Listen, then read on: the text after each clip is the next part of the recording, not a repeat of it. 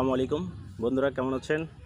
আমি আজকে আপনাদের সামনে চলে আসলাম একটি পানির বাটি নিয়ে এবং একটি কস্টেপ এবং একটি বেলুন এবং পেঁপে গাছের ডাল দেখতে পাচ্ছেন। এটা দিয়ে অবশ্য একটি বাঁশি বানাবো। আপনারা দেখতে থাকুন বাঁশিটি কত সুন্দর করে তৈরি করি এবং ভিডিওটি দেখে আপনারাই মুগ্ধ হবেন যে ছোট ছোট বাচ্চাদের এই ধরনের বাঁশি বাজার থেকে না কিনে দিয়ে যদি তৈরি করে দিই, বাচ্চারা অনেক খুশি হবে। আপনারা দেখতে থাকুন কিভাবে তৈরি করি আমি। প্রথমে মাথাটা কেটে নেবেন এবং কেটে নেওয়ার পরে সুন্দর করে সমান করে কেটে নেবেন। অবশ্যই কেটে নেওয়ার পর সমান হয়নি, তো এইগুলো দেখবেন সমান একবারে লেভেল হতে হবে।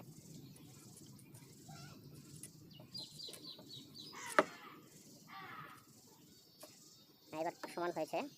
এবার ছোট করে আরেকটি এইভাবে ছোট্ট করে একটি টুকরা করে নেবেন।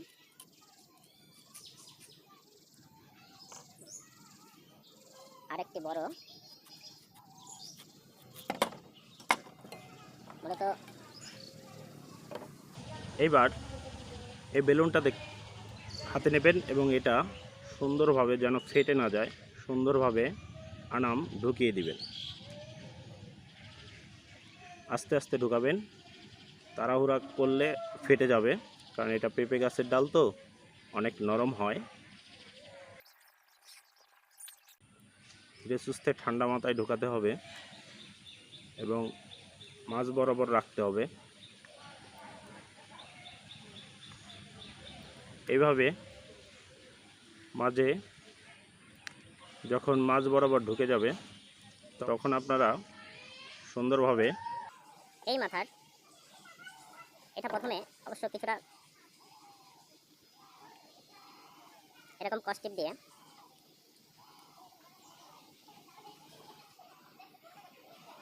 ছোট্ট করে একটি পেঁয়াজ দিয়ে নেবেন।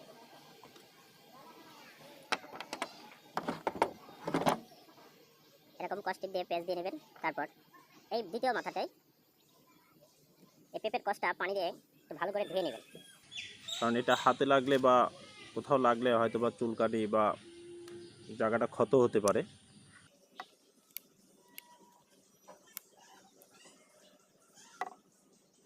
এখানে কতটুকু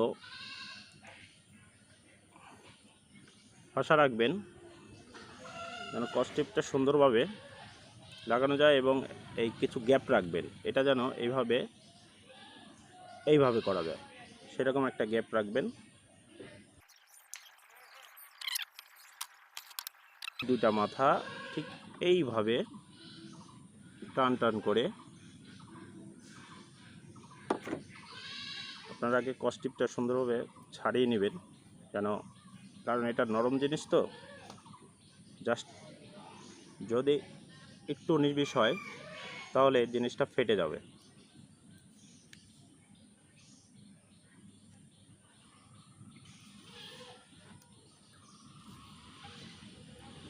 এরকম সুন্দরভাবে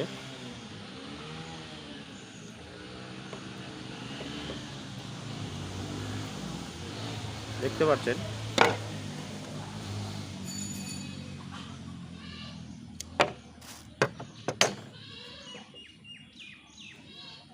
এই মোটামুটি হয়ে গেল। এবার আমরা এটা বাজিয়ে দেখব কেমন বাজে। তবে এই জিনিসটা মুখে দেওয়ার আগে অবশ্যই ধুয়ে নেবেন, কারণ কষ থাকলে মুখে লাগলে আপনার সেখানে চুলকাবে এবং সেখানে ক্ষত